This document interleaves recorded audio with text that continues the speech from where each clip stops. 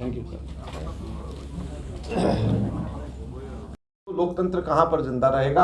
आज हम आप लोगों के माध्यम से देश की जनता से और आप लोगों से भी यही सवाल पूछना चाहते हैं। फिर सामाजिक सुरक्षा कार्यक्रमों पे अगर आ जाएं तो मनरेगा के ऊपर कटौती करी गई, नेशनल फूड सिक्योरिटी एक्ट के अंदर कटौती करी गई, हमारी उज्ज्वला योजना को खत्म कर दिया गया। किस तरीके से हमारे देश के अंदर जो चाइल्ड मेल न्यूट्रिशन है वो बढ़ा गया है, क्योंकि सरकार ने सामाजिक सुरक्षा के लिए वेलफेयर स्कीम्स के ऊपर कटौती करी गई। तो मेल न्यूट्रिशन के अगर रेट बढ़ रहा है, चाइल्ड मेल न्यूट्रिशन का रेट बढ़ रहा है क्योंकि सरकार ने इसके ऊपर खर्चा करना कम कर दिया है, कुपोषण, जो बच्चों का कुपोषण है उसकी संख्या अगर बढ़ रही है, तो आप समझ सकते हैं कि ये देश के लिए कितनी खराब बात है, देश के भविष्य के लिए कितनी खराब बात है। और ये काम सिर्फ ये इसलिए हो रहा है क्योंकि सरकार ने इसमें भारी कटौती केंद्र सरकार ने, भाजपा ने करा है। और आखिर में जो नवा सवाल है सबसे महत्वपूर्ण, वो कोविड महामारी का कुप्रबंधन है। किस प्रकार से मिसमैनेजमेंट इन्होंने कोविड का किया। अचानक लॉकडाउन लगा दिया जाता है पूरे देश के अंदर, उसकी वजह से इकॉनमी इतनी नीचे चली गई। उस एक क्वार्टर के अंदर जब इन्होंने लॉकडाउन लगाया अचानक, तो हमारी जीडीपी की उस क्वार्टर के अंदर 21% वो जीडीपी डाउन चली गई, जो अभी तक के रिकवर नहीं कर पाई। हमारी अनएम्प्लॉयमेंट इतनी बढ़ गई कि अभी तक के हम लोग उससे रिकवर हम लोग नहीं कर पाए। WHO ने का ये आंकड़ा है, कोई हमारा आंकड़ा नहीं है, कांग्रेस पार्टी का नहीं है, WHO का आंकड़ा है कि 47 लाख लोगों की भारत के अंदर कोविड से मृत्यु हुई है। 47 लाख लोगों की। तो जहां पर 47 लाख लोगों की कोविड से मृत्यु हुई है और ये सरकार उसको मानने के लिए तैयार नहीं है, ऑक्सीजन की कमी है, पूरी तैयारी के लिए दिक्कत थी, तो आप सोच सकते हैं कि भारत के अंदर, देश के अंदर क्या स्थिति रही। तो सरकार को चलाने में, जबकि राहुल गांधी जी ने पहले ही जनवरी में कह दिया था, चिता दिया था कि कोविड आने वाला है, और सरकार को यह कहा था कि इससे अर्थव्यवस्था के दुष्प्रभाव पड़ेंगे, आप तैयारी कर लीजिए। देश के अंदर जो सामाजिक सद्भाव आपस के अंदर हुआ करता था, उसके अंदर भारी गिरावट आई है। धर्म के नाम पे, जाति के नाम पे समाज को जिस तरीके से बांटा जा रहा है, जिस तरीके से घृणा के आधार पे के ऊपर जो है वायलेंस बढ़ती जा रही है, जिसको हम हेट क्राइम्स जिसको कहते हैं, वो आज सारे रिकॉर्ड तोड़ करके बैठी हुई है। हेट क्राइम्स हमारे देश के अंदर धर्म के नाम पे, जाति के नाम पे इतना तेजी से बढ़ गया है पिछले सालों के अंदर कि हमारे देश के अंदर लोकतंत्र की व्यवस्था के ऊपर ही प्रश्न चिन्ह लग गया है। छठा जो महत्वपूर्ण है वो सामाजिक न्याय का है। हमारे यहाँ पर दलित एट्रोसिटी यानी कि दलितों के ऊपर अन्याय के 23% केसेस बढ़ोतरी हुई है। हमारे क्राइम अगेंस्ट विमेन, महिलाओं के खिलाफ में जो क्राइम है उसके ऊपर 33% से भी ज्यादा उसमें बढ़ोतरी हुई है। हमारे जो फॉरेस्ट राइट्स हैं, जो आदिवासियों के, उसको और कमजोर किया गया है, फॉरेस्ट राइट्स के अंदर कमजोरी की गई है। तो चाहे वो दलित हो, चाहे आदिवासी हो, चाहे महिला हो, हमारे जो सामाजिक न्याय की एक परंपरा रही है उसको पूरी तरीके से धाराशाही पिछले 9 वर्ष के अंदर कर दिया गया है। सातवां महत्वपूर्ण पॉइंट है कि लोकतंत्र और संघीय ढांचे के ऊपर प्रहार किया गया है। आप लोगों को याद होगा यहाँ पे इससे पहले मणिपुर के अंदर नजदीक में किस प्रकार से पिछली बार कांग्रेस पार्टी की मेजॉरिटी थी, लेकिन उसको गलत तरीके से, लोकतंत्र को एक तरीके से चुरा लिया गया, सरकार को चुरा लिया गया। उसी तरीके से अरुणाचल प्रदेश के अंदर पहले हुआ, गोवा में हुआ पहले, कर्नाटक में, मध्य प्रदेश में, महाराष्ट्र में, अब ये सारी स्टेट्स के अंदर लोकतंत्र को इस तरीके से, लोकतंत्र की हत्या की जाती है कि लोग तो चुन करके किसी और पार्टी को भेजते हैं, लेकिन उसके बाद में सारे सरकारी तंत्रों का दुरुपयोग करके भारतीय जनता पार्टी किसी न किसी बहाने से सरकार को गिराती है। इससे ज्यादा शर्म की बात और इससे ज्यादा लोकतंत्र के लिए चिंता की बात नहीं हो सकती। इससे ज्यादा खतरा क्या होगा कि पार्लियामेंट की सिटिंग्स रिकॉर्ड रूप में लो चली गई है, लोएस्ट। पूरे हिंदुस्तान के अंदर सबसे कम सिटिंग्स अगर किसी असेंबली की होती है तो वो गुजरात असेंबली की पहले होती है। तो जो नरेंद्र मोदी ये कहते थे कि मैं गुजरात मॉडल पूरे देश में लागू करूंगा, उन्होंने गुजरात मॉडल पार्लियामेंट में लागू कर दिया। जिस तरीके से गुजरात असेंबली की सिटिंग सबसे कम होती है, उसी तरीके से पार्लियामेंट की सिटिंग्स भी अब सबसे कम ऐतिहासिक तौर के ऊपर हुई।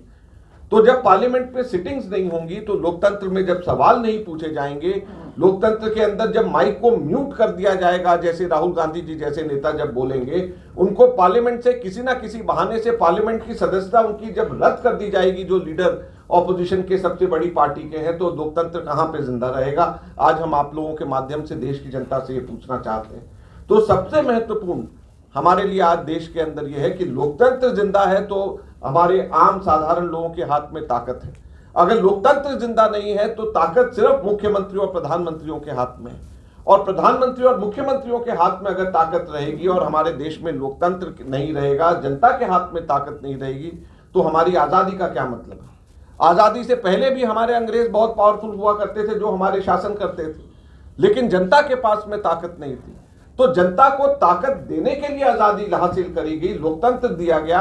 और अगर लोकतंत्र के अंदर जनता कुछ तय करती है कि यह सरकार होनी चाहिए और अंततः उसको पलट दिया जाता है धन बल के आधार के ऊपर, ईडी का इस्तेमाल करके, सीबीआई का इस्तेमाल करके, तो लोकतंत्र और आजादी कहां पे रही? आज कांग्रेस पार्टी भारतीय जनता पार्टी से पूछना चाहती है और आप लोगों के माध्यम से हमारे देश के लोगों को बताना चाहती है। अगर हमारे मीडिया के हाउसेस के ऊपर दबाव डाला जाए, अगर हमारे मीडिया के हाउसेस के ऊपर पैसे का दबाव, विजिलेंस का दबाव, ईडी का, सीबीआई का दबाव डाल करके अपने हिसाब से घुमाया जाए, तो लोकतंत्र कहां पे जिंदा रहेगा? की इन्वेस्टमेंट इन लोगों ने मित्र पूंजीपति अडानी जैसे कंपनियों के अंदर इन्होंने वो पैसा इन्वेस्ट कर दिया। एसबीआई जो है वो आगे बढ़ करके उसको मदद करने के लिए कि मित्र पूंजीपति जो नरेंद्र मोदी जी के हैं वो कहीं पे डूब ना जाए वो कंपनी, उसके अंदर वो पैसा इन्वेस्ट करता है, उसमें वो लोन देता है। एलआईसी उनके स्टॉक्स में इन्वेस्ट करता है और उसका नतीजा ये होता है कि उसके अंदर उसकी वजह से जो गरीब लोग, जो साधारण लोग, जो एलआईसी के पॉलिसी धारक हैं, उनका पैसा डूबने के कगार के ऊपर है। उनके एलआईसी पॉलिसी धारक जो है वो नुकसान के अंदर है। तो जो एलआईसी के पास में जो टोटल कुल जमा पूंजी जो सब लोगों की थी वो आगे बढ़ने की जगह वो कम हो गई, क्योंकि गलत जगह के ऊपर इन्वेस्टमेंट इस सरकार की वजह से है। इससे बड़ा भ्रष्टाचार का मुद्दा और इससे बड़ा मित्र पूंजीपति क्रोनी कैपिटलिज्म का मुद्दा इससे बड़ा नहीं हो सकता है। आज आधे पौने धामों के ऊपर एयरपोर्ट्स बेचे जा रहे हैं, सरकारी संपत्तियां बेची जा रही हैं, सारे नियम ताक पे रखे जा रहे हैं, मोनोपोलीज क्रिएट करी जा रही हैं, और बगैर किसी लेवल प्लेइंग फील्ड के ये अपने खुद कुछ मित्र पूंजीपतियों को फायदा पहुंचाने के लिए सरकार और भारतीय जनता पार्टी कर रही है। चौथा मसला जो महत्वपूर्ण राष्ट्रीय सुरक्षा का है वो चाइना के साथ में है और राष्ट्रीय सुरक्षा का मामला है। आज लगभग 18 मीटिंग्स चाइना के साथ में पिछले 4-5 सालों में हुआ है, लेकिन उसका कोई नतीजा नहीं है।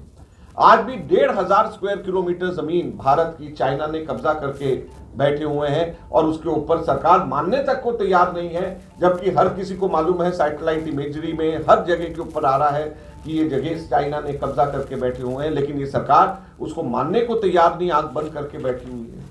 तो ये सरकार जो कि राष्ट्रीय सुरक्षा की और चाइना को लाल आंख दिखाने की जो बात करते थे, आज उस सरकार के समय के ऊपर 1,500 स्क्वायर किलोमीटर जमीन, हमारे देश की 1,500 स्क्वायर किलोमीटर जमीन चाइना आज हत्या करके बैठा हुआ है और इस सरकार को कोई भी समझ नहीं है। तक के डीजल पहुंच गया है, बावजूद उसके इंटरनेशनल प्राइसेस कम हो गए हैं। सरसों का तेल 90 से 143, आटा जो साधारण गरीब आदमी जो खाता है 22 से 35 रुपया बढ़ गया, दूध जो है 35 से 53 रुपया हो गया। तो ये सारी की सारी चीजें, ये पूरा हम लोग आपको अभी जो देंगे उसमें ये सब चीजें हैं, किस तरीके से इंटरनेशनल प्राइसेस कम होने के बावजूद, क्रूड ऑयल कम होने के बावजूद आज हमारे देश के अंदर ये सब चीजें महंगी मिल रही हैं, क्योंकि सरकार मुनाफा खा रही है या सरकार के मित्र पूंजीपति मुनाफा कमा रहे हैं। इसका नतीजा ये हो रहा है कि हिंदुस्तान में गरीबों की संख्या बढ़ती जा रही है और हमारे जो सबसे अमीर थे मित्र पूंजीपति, वो दुनिया के दूसरे सबसे अमीर आदमी एक वक्त बन गए थे, इससे पहले कि जब लोगों को पता चला कि असलियत क्या है। दूसरा, हमारे देश के अंदर किसानों की हालत क्या है।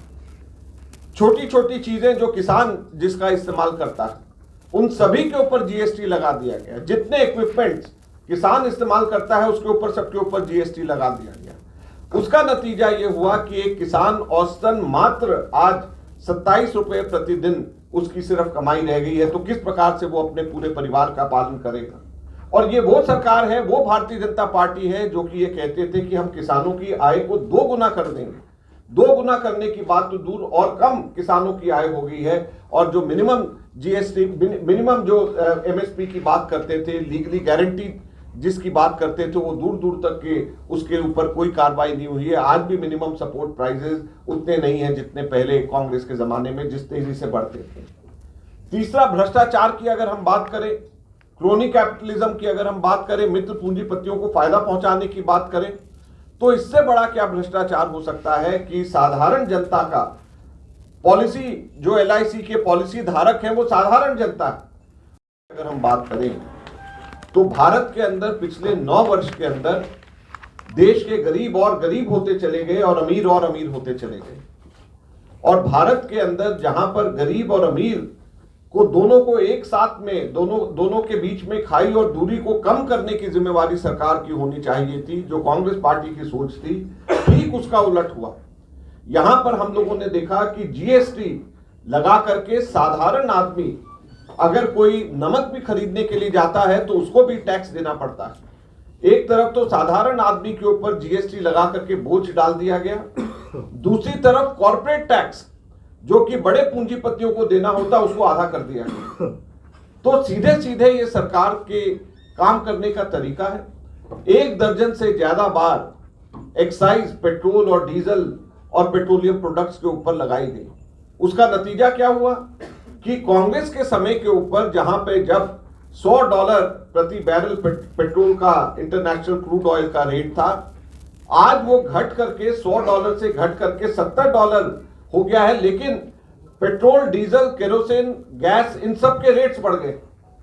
इसका फायदा मिलने की जगह सरकार ने 12 बार से भी ज्यादा एक्साइज ड्यूटी बढ़ा करके अपनी जेब भरे। बड़े बड़े जो मित्र पूंजीपति हैं उन लोगों को फायदा हुआ जो कि पेट्रोलियम सेक्टर के अंदर हैं, लेकिन साधारण जनता को नुकसान हुआ, उनको ऊपर बोझ बढ़ गया। गैस के सिलेंडर LPG का जो 410 रुपया कांग्रेस के समय पे था, आज 1103 रुपया हो गया है।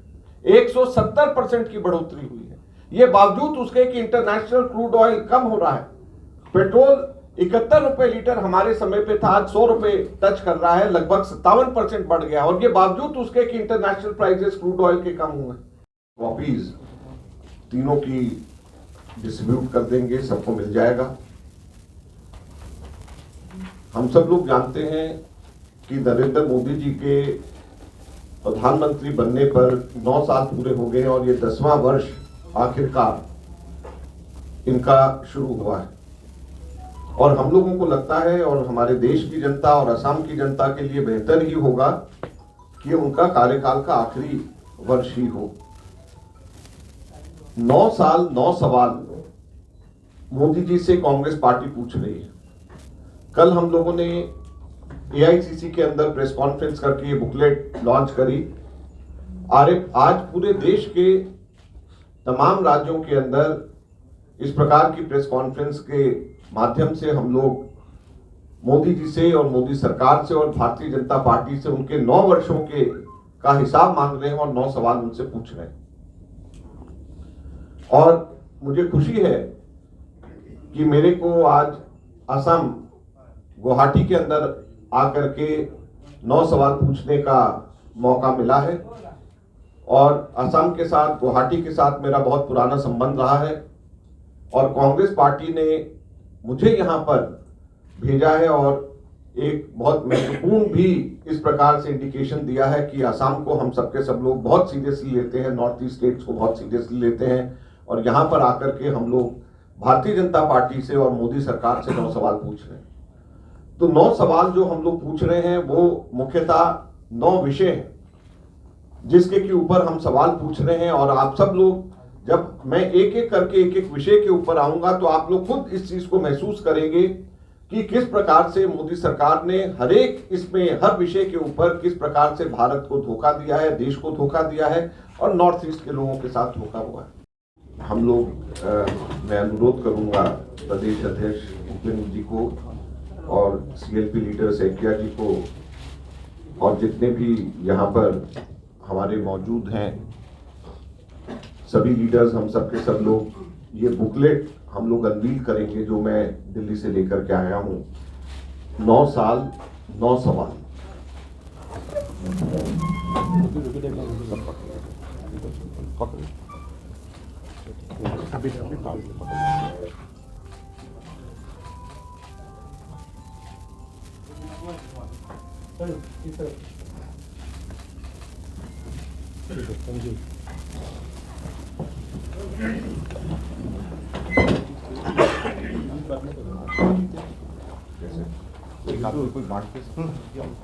হিন্দী ইংলিছ আপোনাৰ চাৰিচকীয়া বাহনখনৰ বাবে অসুবিধাৰ সন্মুখীন হৈ আহিছে নেকি?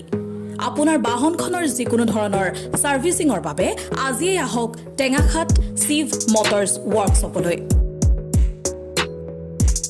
অত্যাধুনিক প্ৰযুক্তিৰে উন্নত মানদণ্ডৰে সকলো ধৰণৰ চাৰিচকীয়া বাহনৰ servicing, alignment, denting and painting, অত্যাধুনিক প্ৰযুক্তিৰ ৱাশ্বিং এণ্ড পলিছ, যিকোনো প্ৰকাৰৰ চাৰিচকীয়া বাহনৰ spare parts, air and nitrogen ফিলিঙৰ লগতে এক্সিডেণ্টেল ক্লেইমছ কৰাৰো সুবিধা আছে।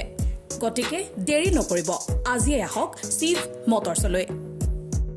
আমাৰ ঠিকনা টেঙাখাত নিয়েৰ পুৰণা পেট্ৰল পাম্প, টেঙাখাত, ডিব্ৰুগড় 786103। যোগাযোগৰ নম্বৰ 7002325251, 8486052518, 9954418388।